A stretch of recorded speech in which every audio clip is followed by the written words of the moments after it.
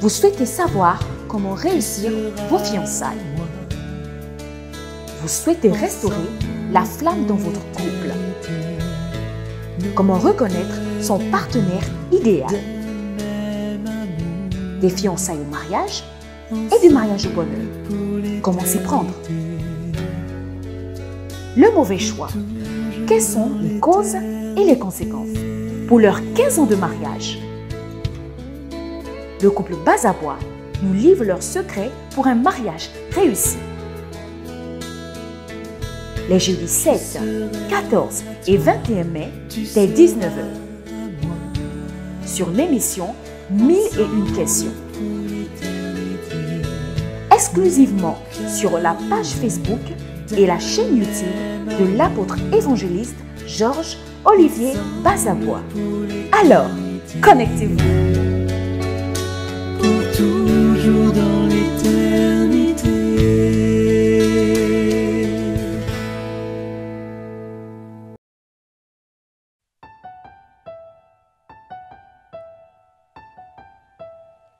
Formidable, formidable. Jésus est formidable, vraiment formidable. Jésus est formidable, formidable. Jésus est formidable, vraiment formidable. Jésus est formidable. Et monsieur, et vous, mademoiselle, je ne veux pas vous frustrer. Êtes-vous marié ou célibataire? Je suis chrétien au fait, je vous l'ai pas dit avant et donc je voudrais, s'il vous plaît, 5 minutes quoi, souffrez de m'écouter. Je suis poli et courtois, mais un peu forcé. Je vous parle pas de moi, encore moins de mes affaires, hein, mais je vais vous parler d'un Dieu si formidable, formidable. Jésus est formidable, vraiment formidable. Jésus est formidable, formidable. Jésus est formidable, vraiment formidable. Jésus est formidable. Oh, j'étais égaré, je me croyais fort dans l'impudicité. Je vivais comme vous, mais je ne savais pas que je me détruisais en le faisant chaque fois. Je ne sais pas si je dois vous en parler. J'étais impudique, obsédé, déréglé. Mais avec Jésus, tout ça c'est terminé. Donnez-lui vos vies et là vous-même vous verrez si c'est formidable. Formidable. Jésus est formidable, vraiment formidable. Jésus est formidable. Formidable. Jésus est formidable, vraiment formidable. Jésus est formidable. Et pitié, au pardon je prie, que vous soyez sensibles au son de mon évangile. Si vous lui faites confiance, Jésus sera votre ami. S'il faut le faire maintenant, c'est parce que le temps passe vite, tiens. Donc repentez-vous, il n'y a plus rien à craindre, hein. Mais qu'est-ce que vous avez tous à me regarder comme une star? Non, je ne suis qu'un frère qui montre une image pour que tu gagnes plus d'âme. N'est-ce pas formidable? Formidable. Jésus est formidable, vraiment formidable. Jésus est formidable. Formidable. Jésus est formidable, vraiment formidable. Jésus est formidable. Formidable. Jésus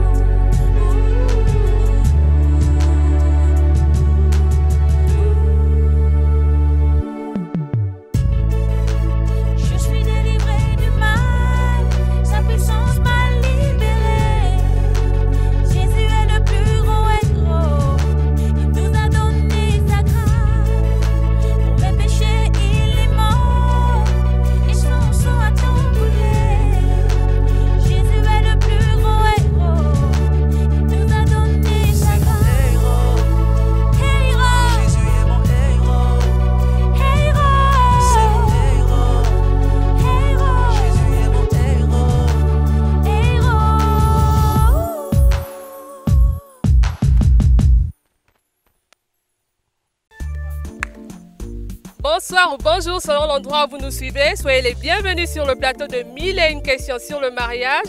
Nous poursuivons notre balade avec le couple Georges-Olivier Bazavois qui sont avec nous, nous le rappelons, à l'occasion de leur 15e anniversaire de mariage. Alors, allons tout de suite retrouver nos invités pour une session riche en enseignements.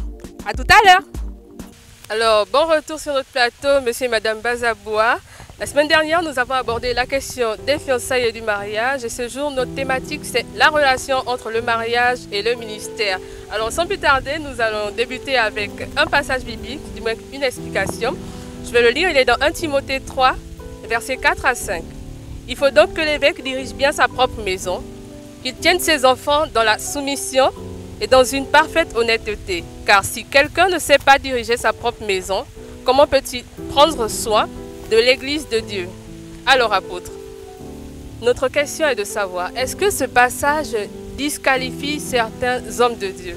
Mais avant d'y répondre, je crois qu'il serait bien d'harmoniser les connaissances en nous expliquant le terme évêque. Voilà, mais écoutez, nous sommes très contents d'être ici de nouveau sur ce plateau d'émission. Voilà, et nous bénissons le Seigneur pour ceux qui ont été connectés à la première émission.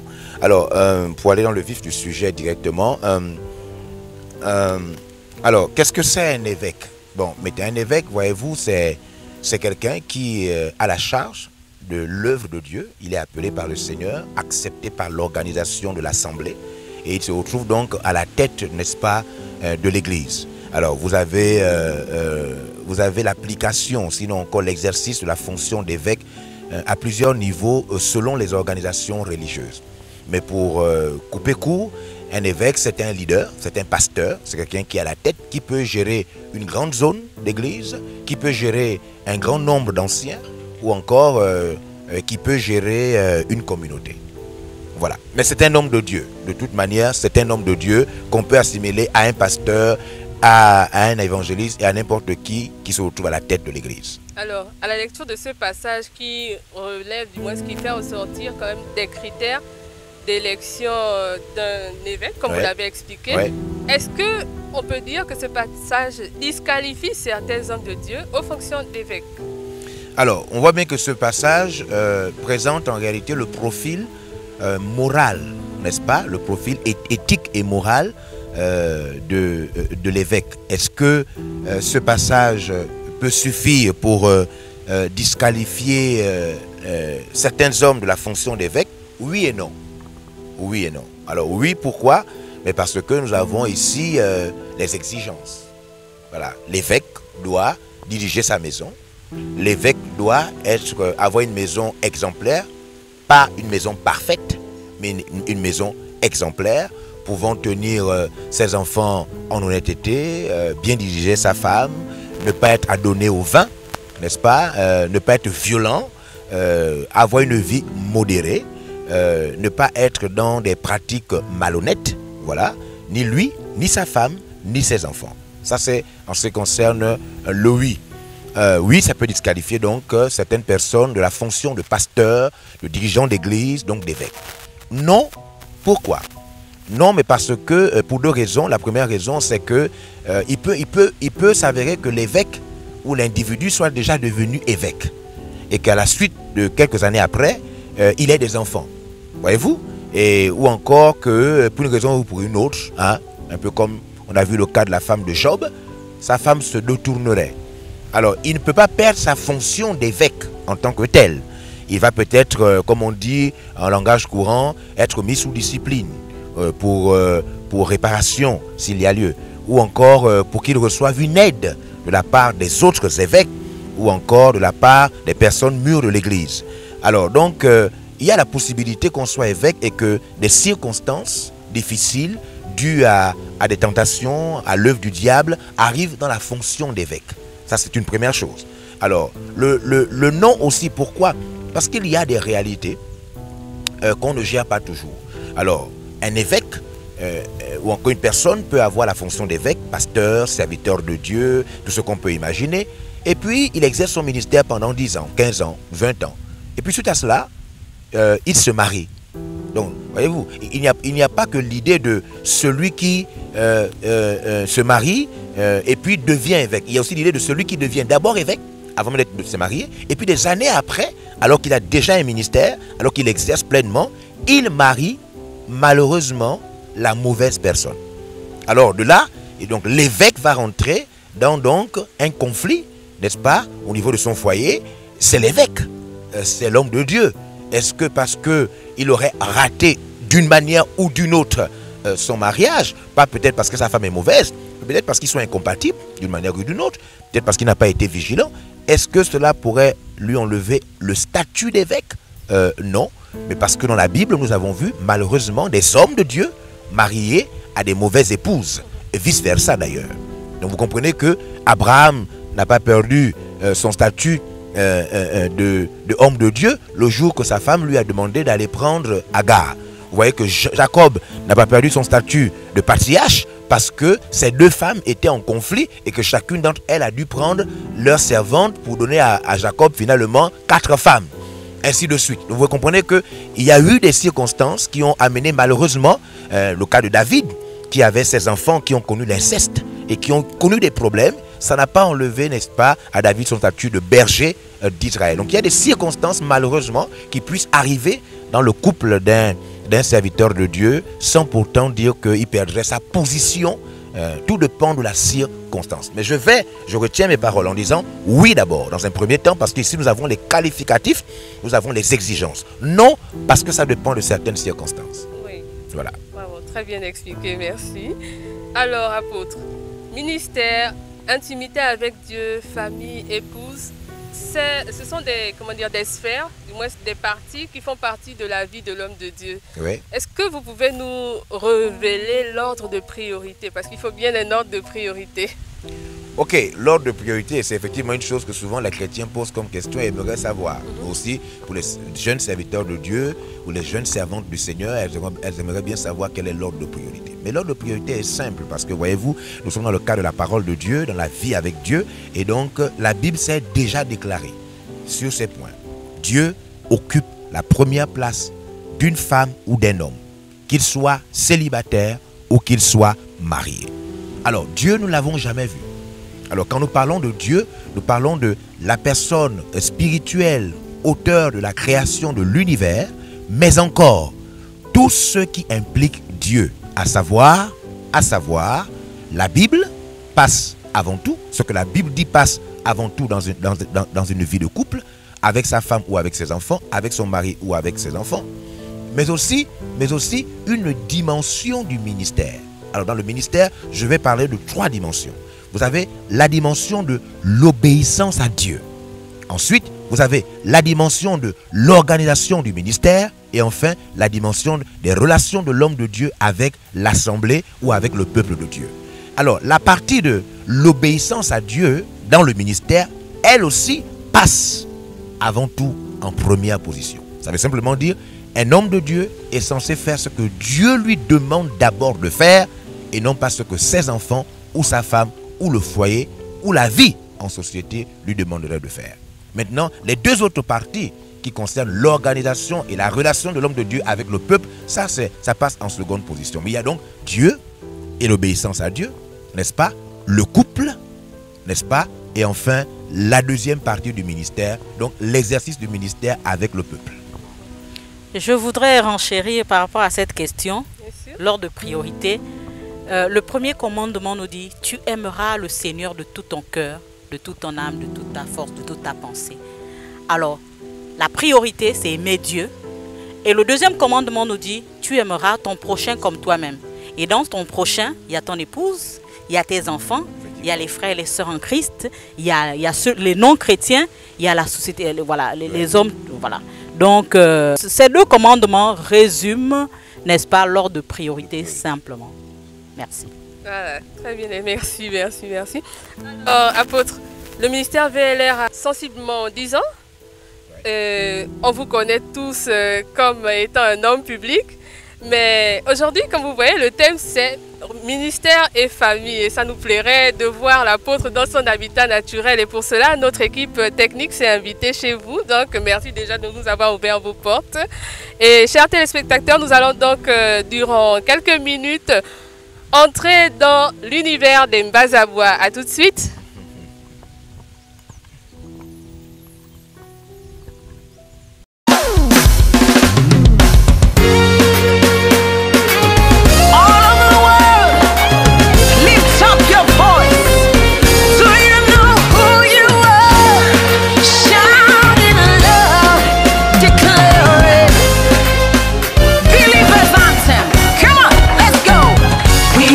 Chosen generation, we've been called for to show His excellence. Hey, all I require for life, God has given me, and I know who I am. We are a chosen generation, we've been called for to show His excellence. All I require for life, God has given me, for I know who I am. I know who God says I am, what He says I am, where He says I'm at. I know who I am. I know who God says I am, what He says I am, where He says I'm at. I know who I am. I'm working in power, I work in miracles, I live a life of favor. I know who I am. I'm working in power, I'm working miracles, I live a life of favor, for I know who I am. Hey. Hey.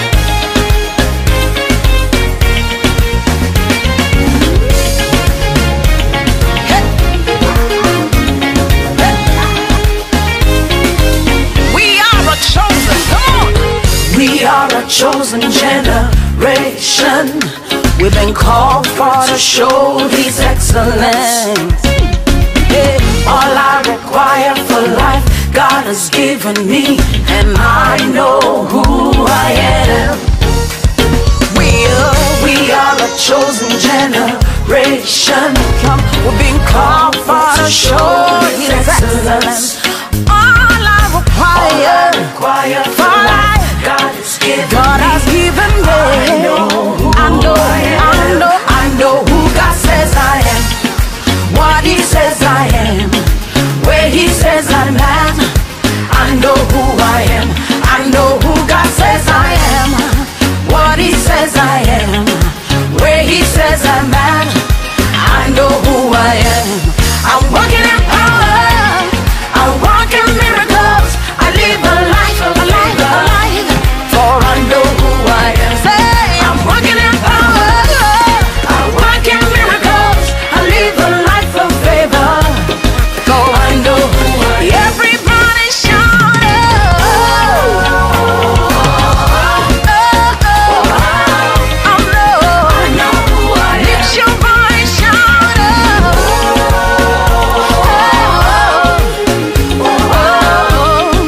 I know who I am. Wave your hands, shout,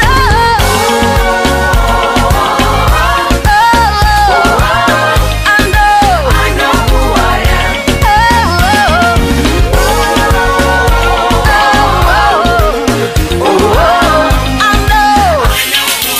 What are you?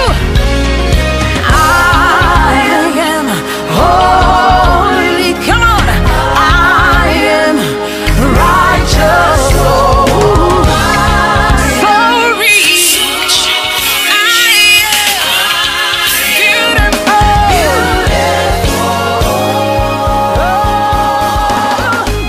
I'm walking in power, I walk in miracles, I live a life of favor. For I know who I am. Alors, merci vraiment, c'était magnifique d'entrer. Vous avez vu que l'apôtre Georges Olivier est aussi un père et aussi un époux. Nous l'avons vu en train d'échanger dans des parties de baby-foot et de basket avec les enfants. Nous avons vu maman Agathe à l'œuvre. Donc, elle s'est concoctée aussi de petits plats. Elle faisait la manicure à son époux. Et détrompez-vous, elle n'ouvre pas un salon de coiffure. Ce sont des services destinés à son époux. Alors, apôtre... Alors, la durée de travail moyenne d'un fonctionnaire, pour prendre le référent quand même, est de 8 heures par jour, sinon en moyenne 40 heures par semaine. Est-ce que c'est le cas pour le métier de pasteur?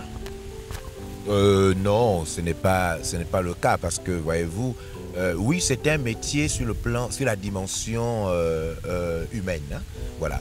Mais il faut comprendre que c'est un métier qui a derrière une vocation. C'est-à-dire, on ne peut pas devenir pasteur juste parce qu'on est allé à l'école biblique, parce qu'on a été formé. Vous vous sentez appelé, vous devez recevoir un appel spirituel. Alors, cet appel spirituel, quelle est la dimension? La dimension de cet appel spirituel, c'est de vous mettre au service de Dieu nuit et jour. Donc, à chaque moment que Dieu vous demande de faire son œuvre, vous devez faire l'œuvre de Dieu. Alors, à quelle dimension en termes d'espace? Donc, l'extension, sous quelle extension votre ministère s'étend? Il s'étend partout. Ça veut dire que vous êtes serviteur de Dieu chez vous, vous êtes serviteur de Dieu parmi les gens, vous êtes serviteur de Dieu dans les administrations, vous êtes serviteur de Dieu dans le monde entier, à Jérusalem, en Samarie, en Judée, jusqu'aux extrémités de la terre. Donc, vous êtes serviteur de Dieu pour voyager, vous êtes serviteur de Dieu pour aider les gens, vous êtes serviteur de Dieu pour prier pour les gens, vous êtes serviteur de Dieu lors des obstacles, vous êtes serviteur de Dieu quand quelqu'un est malade, vous êtes serviteur de Dieu la nuit, quand quelqu'un a des problèmes, vous êtes serviteur de Dieu même quand vous ne pouvez pas vous imaginer qu'on aurait besoin de vous. Donc il n'y a vraiment pas d'heure en tant que tel. Des serviteurs de Dieu matin, midi et soir. Je voudrais ajouter ceci, dire qu'un fonctionnaire, lui, il travaille pour les intérêts de son gouvernement. Par contre, un serviteur de Dieu, un pasteur, il travaille pour les intérêts du royaume de Dieu. Non seulement pour les intérêts du royaume de Dieu, mais également pour la transformation, n'est-ce pas, des hommes dans la vie en société. Alors, déjà, ça montre que le fonctionnaire, il n'est que là pour le gouvernement. Par contre, le serviteur de Dieu ou bien le pasteur, il a non seulement le royaume de Dieu, mais également la transformation des vies des personnes vivant dans la société. Alors, il y a deux aspects déjà. Et dire que l'homme de Dieu travaille pour que nous vivions bien dans la société, les fléaux qui minent la société, en transformant des vies, en sauvant des âmes. Ces âmes-là qui, peut-être, loin de Dieu, étaient des voleurs, des braqueurs, des meurtriers. Ces personnes ayant été transformées par la parole de Dieu deviennent des nouvelles créatures et nous pouvons vivre une vie paisible dans la ville et dans la société. Ça demande beaucoup de temps. Ah oui. Beaucoup de temps. C'est une vie consacrée. C'est un service à plein temps. C'est oui, un service à plein temps. Justement, en parlant de ce plein temps, je ne dirais pas un adage populaire, du moins c'est une remarque populaire, dit des personnes qui ont tendance à abuser ceci. Lorsqu'on te donne la main, tu veux prendre tout le bras. Alors, cette présentation d'une disponibilité illimitée, est-ce qu'elle doit, est-ce qu'elle doit demeurer telle ou alors, dans la pratique, on peut instaurer des règles du genre, faire savoir aux fidèles que vous avez quand même une vie privée, il y a quand même des mesures où on laisse comme cela, le pasteur est disponible 24/24. Est-ce que ce serait mauvais, méchant quand même de mettre des limites ou alors on compte juste sur la bienséance et la potentielle bonne éducation des uns et des autres? Non, vous savez, les choses évoluent dans la vie d'un serviteur de Dieu. Oui, au commencement du ministère, souvent le serviteur de Dieu partage l'espace. Par exemple, on peut commencer une église dans sa maison. Vous comprenez? À partir de ce moment, il serait assez difficile de faire la distinction de foi entre la maison et l'église. Tout dépend de comment l'église commence. Mais la plupart des ministères commencent de la même manière. Ça commence petit, n'est-ce pas? Deux fois chez vous, deux fois à la terrasse, deux fois un petit bâtiment que vous avez pris, deux fois même dans votre maison, dans votre salon. Voilà, tout dépend. Et au fur et à mesure que la charge de travail, donc le nombre de croyants, va augmenter, oui, le serviteur de Dieu aura besoin de plus d'intimité, pas parce que seulement il y a une séparation entre la maison et l'église, non, pas seulement à cause de ça, mais aussi parce qu'il a besoin d'un cadre approprié pour nourrir un plus grand nombre de personnes. Voilà, donc les exigences sont là. Oui, il y a des règles à mettre en place. Ces règles ne sont pas nécessairement liées aux fidèles, comme pour dire que les fidèles veulent embêter le pasteur. Non, ce sont des règles dues à chaque homme, chaque individu a besoin d'avoir son cadre de vie, son intimité, pour mieux se concentrer, pour mieux gérer sa vie, pour mieux organiser sa maison. Donc, souvent, quand on me pose cette question, ça a l'air de dire que les fidèles veulent embêter ou abuser chez le pasteur. Non, non, non, non. Le pasteur est une personne à part entière. qui s'organise à l'interne, dans sa vie personnelle. Rien à voir avec les fidèles qui seraient dans l'abus de quoi que ce soit. C'est la vie du pasteur, il s'organise, le pasteur doit avoir ses temps de recueillement, ses temps avec sa famille, avec ses enfants, le temps d'éduquer ses enfants, le temps d'être avec sa femme. Donc, c'est le train-train de chaque homme, de tout le monde. Pas besoin de s'imaginer que les fidèles auraient abusé de quoi que ce soit. Non, c'est effectivement normal à un homme de s'organiser. Oh, bien sûr. Alors, donc, vous avez dit tout à l'heure que dans les débuts de l'Église, ouais. Souvent c'est mêlé, toutes ces choses de foi. En fait, vous grandissez en même temps que le ministère et au fur et à mesure, les limites s'imposent d'elles-mêmes. Voilà, c'est ça. Ah, d'accord. Ok, alors apôtre, dans vos débuts, vous avez tout à l'heure évoqué la nécessité de débuter dans la maison. Oui. Alors, aujourd'hui, en vous observant sur Facebook, nous l'avons dit tout à l'heure, on constate que vous avez un ministère très public et vous avez des enfants, on a vu dans le reportage 4 magnifiques garçons, c'est ça? Comment vous protégez les enfants des contraintes du ministère?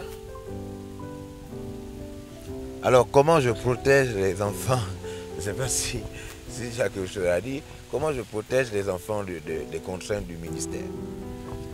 Bon, sur cette question, j'aimerais dire que protéger les enfants des contraintes du ministère, ça sonne un peu, bon, chez moi, hein, voilà, c'est comme si le ministère venait s'attaquer à la vie des enfants, avait pour but de détruire la vie des enfants. Mais il n'y a pas de ministère dans la vie de quelqu'un sans l'implication de toute sa famille.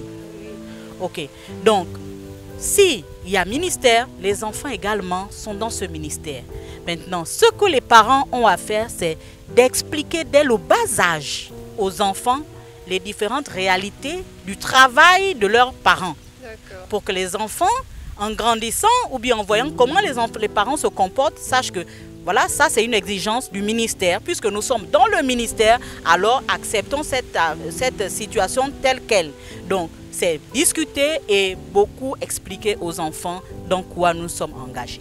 Bon, mais voilà, comme elle disait, contraintes, c'est vrai que quand on parle de contraintes, on a une idée un peu étrange, comme si le ministère effectivement s'attaquait aux enfants. Il faut dire que dans chaque activité, dans chaque travail, il y a effectivement des contraintes. Hein. Vous avez par exemple le cas des pilotes qui sont souvent absents, des médecins et beaucoup de choses.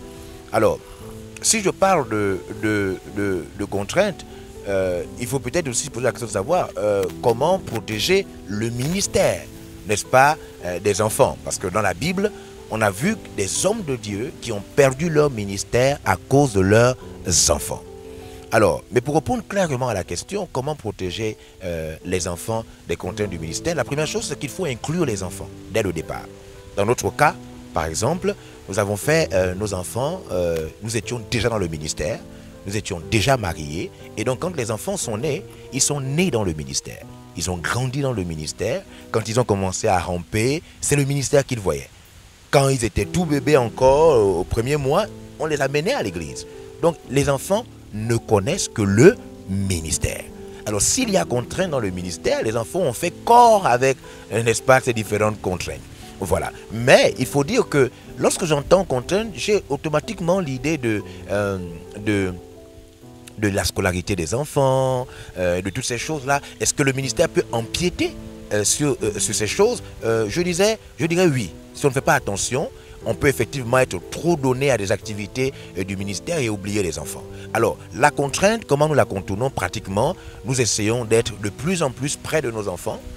Quand nous sommes à la maison, nous sommes vraiment avec les enfants. Quand il s'agit de sortir, d'aller à la plage, d'aller jouer avec les enfants ressentent réellement notre présence. Donc nous sommes en même temps des serviteurs de Dieu, mais nous sommes en même temps des vrais parents et nous assumons nos responsabilités envers nos enfants. Merci bien. Alors maman Agathe, 15 ans en arrière, avant votre mariage et donc durant votre période de fiançailles, vous avez parlé de l'apôtre en ces termes. C'était un géant. Et aujourd'hui, vu l'ampleur du ministère, et nous l'attestons encore aujourd'hui, ça l'est encore plus. Alors comment vous, en tant qu'épouse, vous trouvez votre place dans ce grand ministère? Comment vous trouvez votre place en étant Madame Bazaboua? Ok, écoutez, Madame Nelly, je n'ai pas une place à trouver. J'ai ma place. J'ai ma place parce que je suis l'épouse. Je suis son épouse. Je suis la mère de ses enfants. Je suis sa conseillère. Je suis son oreiller lorsqu'il a envie de se reposer. Je suis son aide en un mot. Et toutes ces fonctions, c'est moi, l'épouse, qui les assume. Alors, il n'y a pas de place à rechercher. Ma place, elle est là. Elle est indiscutable. Elle est bien définie donc. Bien définie. Depuis la parole au principe. Alors, toujours une question adressée à l'épouse et l'apôtre également pourra répondre. Est-ce qu'être pasteur signifie automatiquement que notre épouse a un appel pastoral? Est-ce que être pasteur signifie que notre femme a nécessairement un appel pastoral? Oui et non. Tout dépend de comment on utilise le mot pasteur. Il faut dire qu'il y a une différence déjà entre un don, n'est-ce pas, et puis le ministère, l'exercice de ce don. Lorsque quelqu'un est appelé au ministère, il va s'appuyer sur le don spirituel qu'il a reçu. Ce don spirituel va donc s'appliquer à servir un nombre de personnes, micro, macro, et demain après-demain, il se retrouvera peut-être à gérer plusieurs personnes. La femme du pasteur, ou encore celle qui est l'épouse du serviteur de Dieu, est impliquée dans le ministère. Elle a son appel, elle a son don, qui n'est pas nécessairement celui du pasteur, parce qu'il faut bien dire que les deux personnes se complètent. Donc si le pasteur, par exemple, a un don oratoire, la femme peut se retrouver avec un don d'intercession. Elle peut se retrouver avec un appel dans la musique. Elle peut se retrouver avec un appel dans l'administration, dans l'organisation. Donc la femme du pasteur n'est pas nécessairement apôtre s'il est apôtre. Non. Ou évangéliste s'il est évangéliste. Elle partage le ministère de son mari, mais avec la spécificité de son don. Voilà. Elle partage le ministère avec la spécificité de son don. Ouais. Alors toujours en ce qui concerne la clarification du rôle de l'épouse du pasteur, est-ce qu'elle a automatiquement un ministère, un service public? Et pour le cas du ministère VLR, parce qu'il faut le préciser, nous ne sommes plus dans une église locale, vous êtes apôtre, donc il y a à votre suite une multitude d'églises. Est-ce que votre épouse, donc je disais, est-ce qu'elle a automatiquement un service public, un ministère public? Est-ce qu'elle est obligée, pas juste votre épouse, une épouse de pasteur, est-ce qu'elle est obligée d'être à la tête d'une église? C'est la même chose. Pour ma part, oui et non. Oui et non. Alors oui, pourquoi? Mais parce que comme vous avez dit, dans le cas par exemple du ministère VLR, si on poursuit l'objectif de voir les églises partout, parce que nous poursuivons l'Empire Christ. Comme je vous disais, l'Empire Christ, ce n'est pas le fait de présence locale, mais c'est plutôt de voir Jésus-Christ représenté dans toutes les sphères du monde.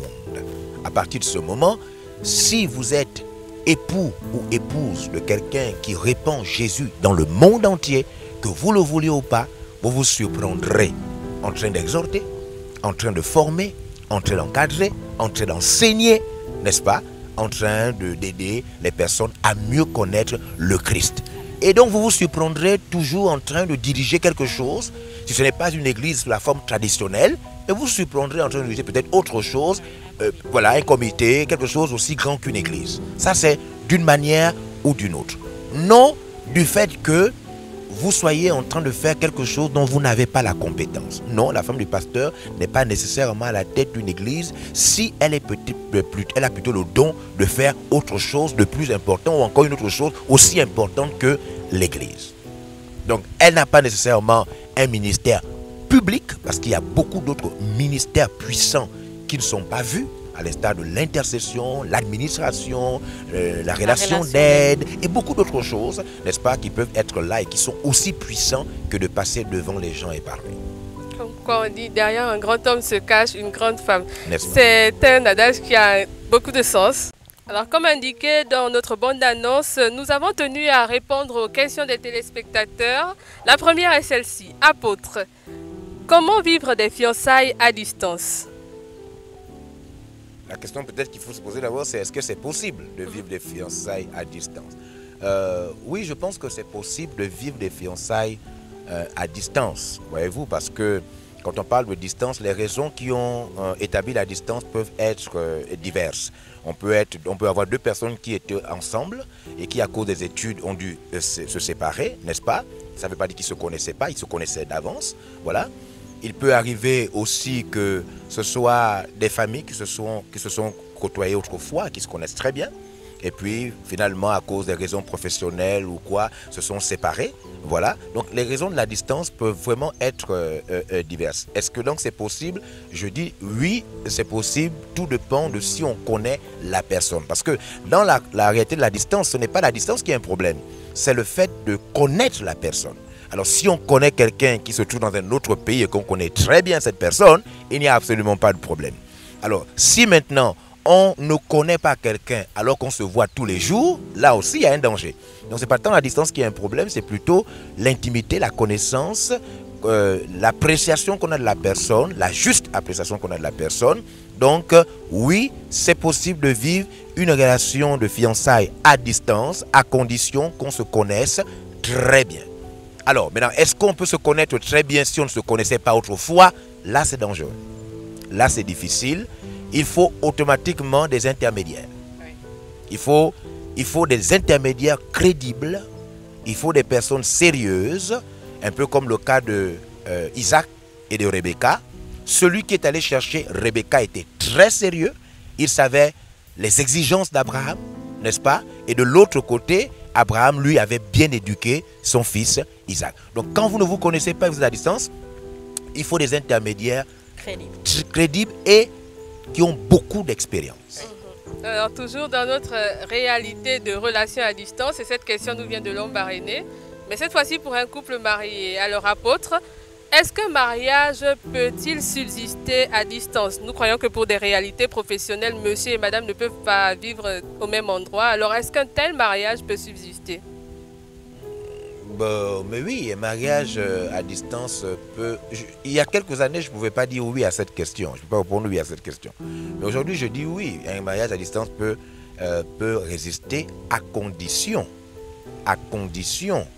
que le facteur distance soit limité. Parce que si c'est à distance à vie, on a pu affaire là déjà à un couple, à un mariage. Parce que le mariage, en vérité, c'est la fusion. C'est le fait de rassembler, d'accorder, d'unir et de vivre ensemble. Voilà. Alors donc, si vous êtes à distance à vie, on a, même dans la forme, on a pu affaire à un mariage. Il peut arriver un mariage que la femme aille pour la continuité de ses études ou que le mari aille faire un stage. Donc la distance va être relative, voilà, à un peu de temps, à un an, à 2 ans, tout dépend de la circonstance. Il peut avoir distance et il peut avoir une forte communication. Aujourd'hui, les moyens de communication sont très avancés. Donc, il peut y avoir distance, il peut y avoir une communication. Donc, la distance, oui, mais à condition que cette distance soit limitée. Voilà. Donc, merci, apôtre. Apparemment, nos téléspectateurs gravitent autour des réalités de relations à distance. Mais cette fois-ci, dans le cadre d'un rapprochement accru, le confinement.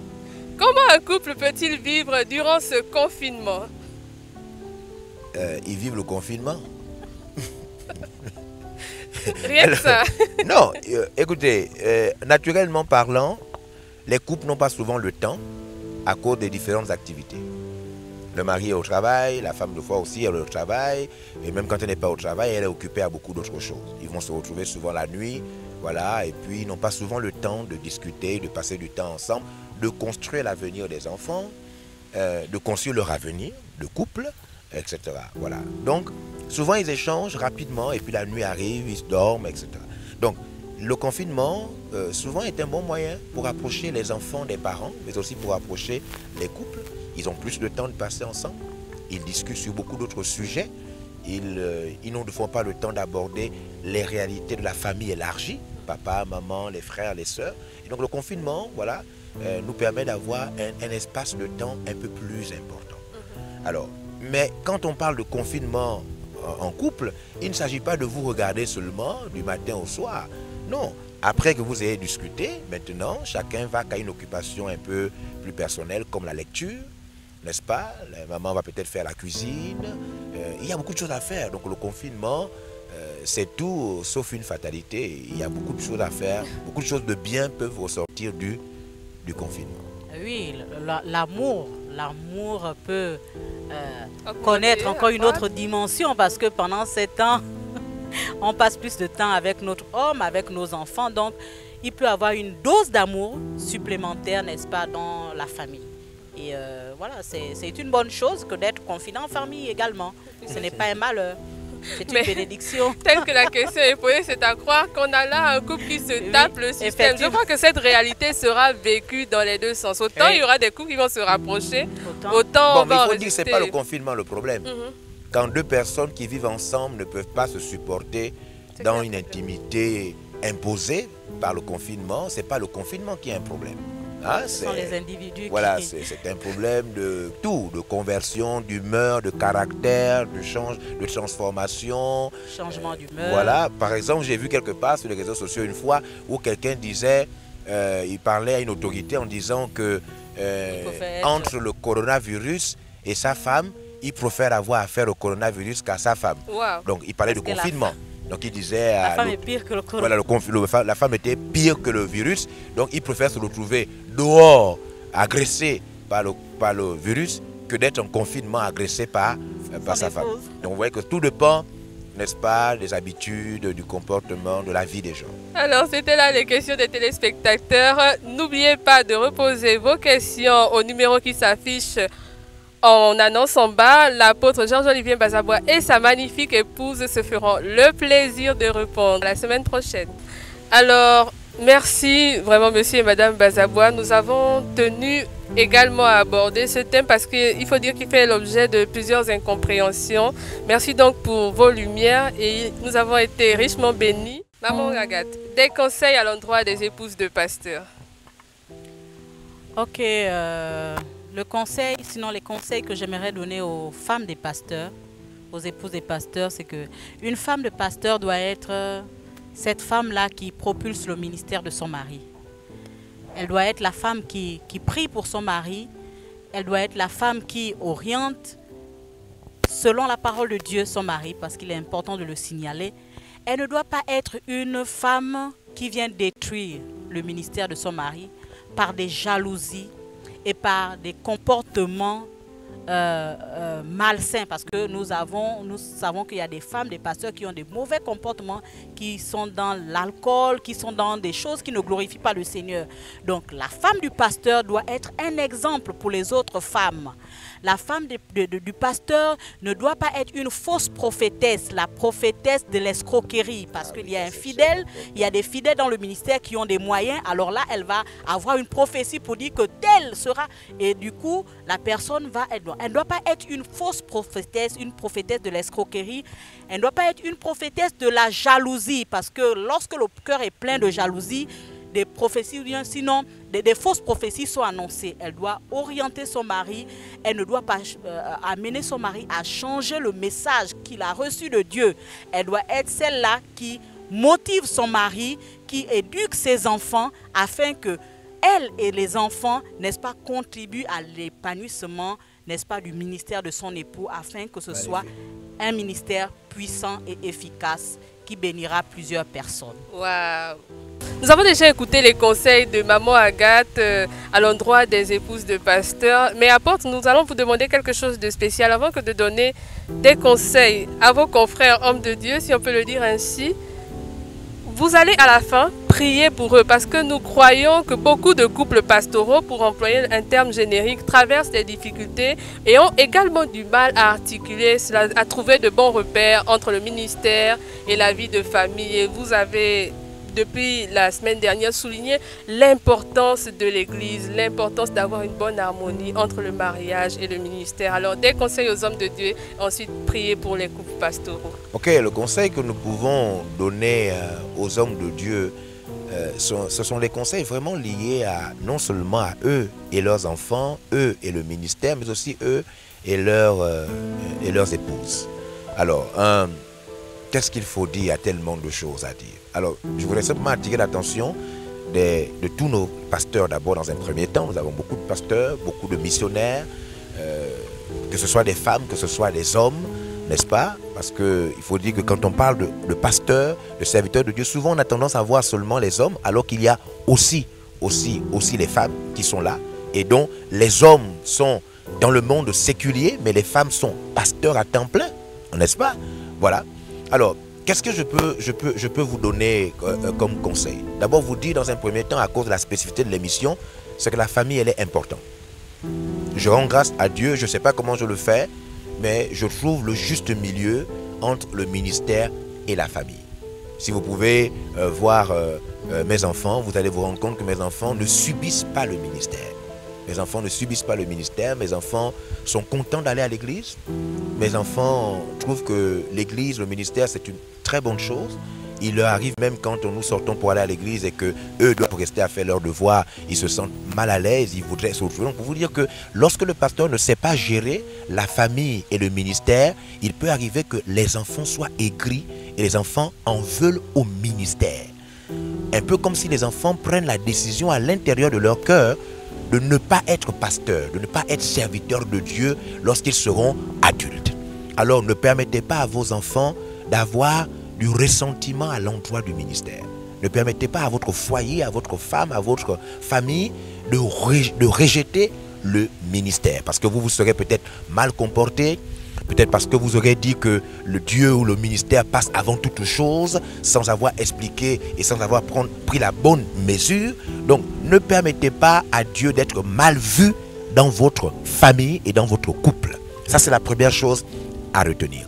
Alors, la deuxième chose à retenir, toujours, le pasteur doit considérer sa femme. Il doit valoriser sa femme. Il doit valoriser ses enfants, puisque je suis dans le cadre du ministère et de la famille. Le pasteur doit aussi valoriser le ministère à l'endroit de sa femme et à l'endroit de ses enfants.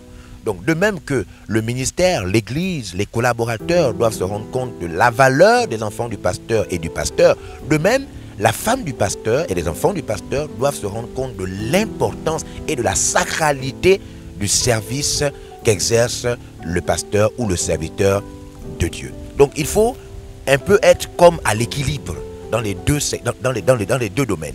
Il faut en même temps que d'une part on voit l'importance du ministère et de même de l'autre côté on doit voir la valeur de la famille du serviteur de Dieu. Donc il faut que le pasteur soit équilibré, il faut qu'il soit stable, il faut qu'il soit bien dans sa tête, il faut qu'il soit sérieux, n'est-ce pas, et qu'il sache faire la part des choses.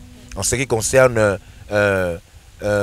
prier pour les pasteurs, je suis bien prêt à prier parce que je sais que ce n'est pas facile, il faut que je reconnaisse, je sais que ce n'est pas facile de gérer la famille et le ministère. Il y a souvent une des parties qui veut tirer, n'est-ce pas, le pasteur, l'homme de Dieu d'un côté et voir l'autre partie en pâtir. Et donc je sais que c'est une difficulté simple. Si vous me permettez, je vais maintenant prier, n'est-ce pas, pour les couples pastoraux, pour l'exercice du ministère. Saint-Esprit, Seigneur, tu es celui qui fait grâce à qui tu veux. Je voudrais prier maintenant pour tous les serviteurs de Dieu et pour leur famille. Nous avons si besoin de toi, besoin de ton équilibre, besoin de ta sagesse, besoin de ton intelligence. Nous voyons les dégâts, nous voyons comment Satan réussit à pénétrer dans l'intimité de nos familles, l'intimité de nos ministères.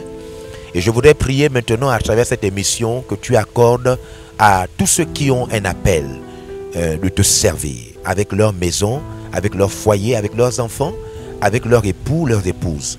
Je prie que tu nous accordes et tu leur accordes plus de connaissances, plus d'expérience, plus de sagesse, mais aussi plus d'humilité et de simplicité. Parce que dans le foyer, nous avons besoin d'être humbles, nous avons besoin d'être simples. Sois béni pour que cette émission aide plus qu'une personne, plus qu'un foyer. Merci pour la bénédiction qui rentre dans la maison de chaque serviteur de Dieu et de chaque servante de Dieu. Dans le nom de Jésus-Christ, Amen. Amen, amen. Merci apôtre, merci maman Agathe. Alors nous nous retrouvons la semaine prochaine pour la suite de notre émission à la clôture et nous aborderons le thème de la gestion des difficultés dans le couple. Merci de nous avoir suivis, chers téléspectateurs. N'oubliez pas de partager cette émission, elle bénira plus d'un. À la semaine prochaine et que Dieu vous bénisse.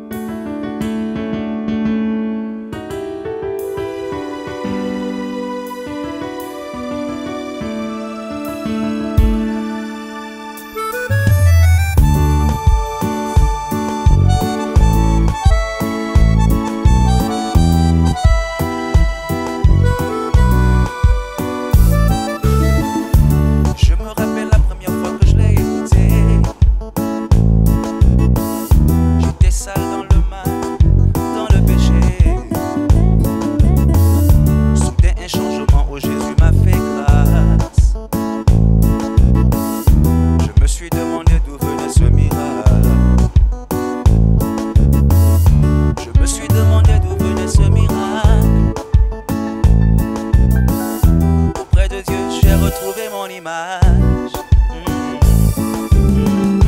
J'ai fermé les yeux, je me suis approchée. Il s'est humilié, il s'est sacrifié. Il m'a justifié au prix de son sang. Moi j'allais, je venais comme bon me semblait. C'est certainement pour ça que Jésus m'a sauvé. Pour soigner mes blessures, il est venu sur terre. Après ça, Jésus s'est donné sur la croix.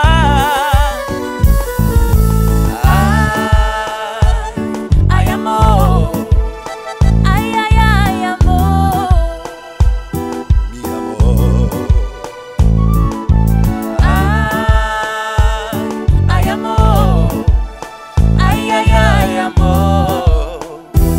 C'est l'amour. Je me suis demandé d'où venait ce miracle. Yeah, yeah. Auprès de Dieu, j'ai retrouvé mon image. J'ai fermé les yeux, je me suis approchée.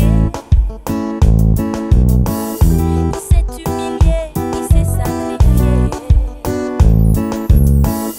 Il m'a justifié au prix de son sang. Moi j'allais, je venais comme bon me semblait. C'est certainement pour ça que Jésus m'a sauvé. Pour soigner mes blessures, il est venu sur terre. Après ça, Jésus s'est donné sur la croix. Par amour. Ay, amor. Ay, ay, ay, amor. Mi amor.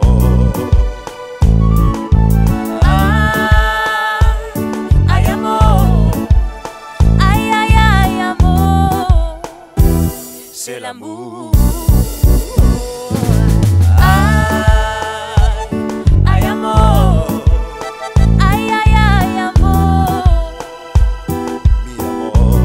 Mi amor. Ay, amor. Ay, ay, ay, amor. C'est l'amour. Ay, amor. Ay, ay, ay, amor. Mi amor. Mi amor. Ay, amor. Ay, ay, ay, amor. C'est l'amour.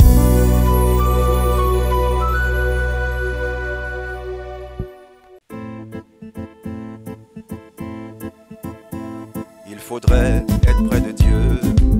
Il faudrait être fort. Ne plus mouiller les yeux. Reconnaître ton tort. Il faudrait prier malgré toutes tes douleurs. Arrêter de pleurer et ne plus y avoir peur. Si tu étais auprès du roi, tu serais tellement fier, te prendrais dans ses bras, car sans lui tu te perds. Il faut pas te cogner et plus rester sans force. Oh, j'aimerais tellement crier plus fort. Sache que Dieu te pardonne si tu fais le bon choix. Oh oui, tu n'es qu'un homme, sans lui tu ne peux rien. Sache que Dieu te pardonne, Jésus te tend la main. Si seulement tu abandonnes le péché, tu seras mieux demain. Sache qu'il te pardonne. La la la, la la la la la la. Sache qu'il te pardonne. La la la, la la la la la la. Tu pourrais comprendre la Bible, être toujours dans la joie, à chaque fois qu'on te dit Et toi, comment tu vas? Il faudrait parler à tous autour de toi, être le premier à témoigner de sa gloire. sache que Dieu te pardonne si tu fais le bon choix.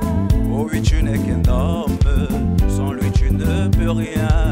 Sache que Dieu te pardonne, Jésus te tend la main. Si seulement tu abandonnes le péché, tu seras mieux demain. Hey!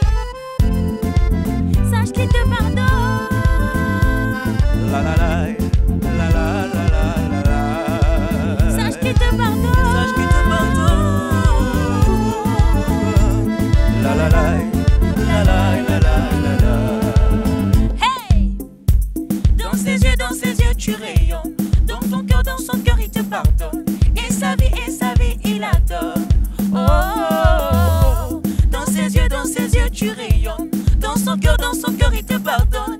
Et sa vie, il attend. Sache que Dieu te pardonne si tu fais le bon choix. Oh oui, tu n'es qu'un homme, sans lui tu ne peux rien. Sache que Dieu te pardonne, Jésus te tend la main. Si seulement tu abandonnes le péché, tu seras mieux demain. Sache que Dieu te pardonne si tu fais le bon choix. Oh oui, tu n'es qu'un homme, sans lui tu ne peux rien. Sache que Dieu te pardonne, Jésus te tend la main. Si seulement tu abandonnes le péché, tu seras mieux demain. sache qu'il te pardonne. La la la, la la la la la la. Sache qu'il te pardonne. Sache qu'il te pardonne. La la la, la la la la la. Sache que Dieu te pardonne, Jésus te tend la main. Si seulement tu abandonnes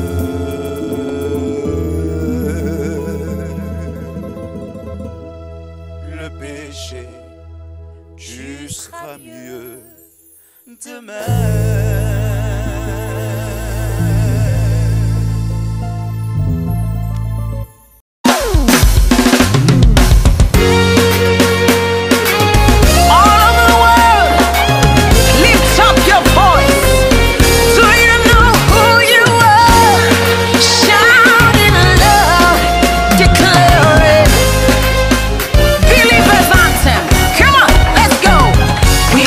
Chosen generation, we've been called for to show His excellence. Hey, all I require for life, God has given me, and I know who I am. We are a chosen generation, we've been called for to show His excellence. All I require for life, God has given me, for I know who I am. I know who God says I am, what He says I am, where He says I'm at. I know who I am. I know who God says I am, what He says I am, where He says I'm at. I know who I am. I'm working in power, I work in miracles, I live a life of favor. I know who I am. I'm working in power, I'm working miracles, I live a life of favor, for I know who I am. Hey. Hey. Hey. Hey. We are a chosen, come on. We are a chosen generation, we've been called for to show His excellence. Hey, all I require for life, God has given me, and I know who I am. We are a chosen generation, we've been called for to show His excellence. All I require for life, God has given me. I know who God says I am, what He says I am, where He says I'm at. I know who I am. I know who God says I am, what He says I am, where He says I'm at. I know who I am. I'm working in power, I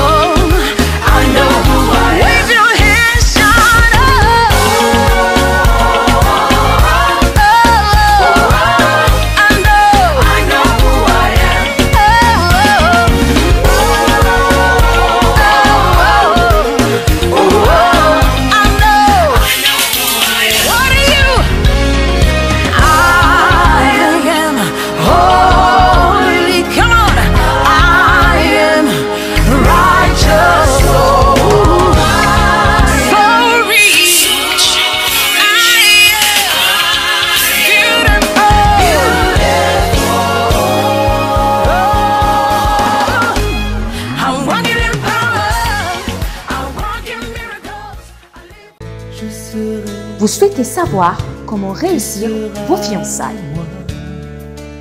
Vous souhaitez restaurer la flamme dans votre couple. Comment reconnaître son partenaire idéal. Des fiançailles au mariage et du mariage au bonheur. Comment s'y prendre? Le mauvais choix. Quelles sont les causes et les conséquences? Pour leurs 15 ans de mariage, le couple Bazabois nous livre leurs secrets pour un mariage réussi.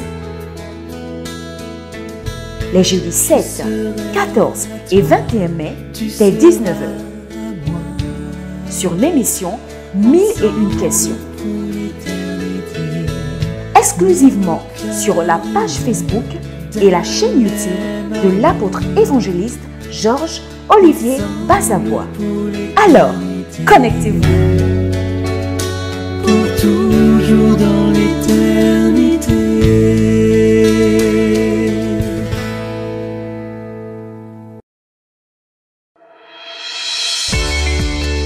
Nous espérons que vous avez été bénis par ce message de l'apôtre évangéliste Georges Olivier Bazabois.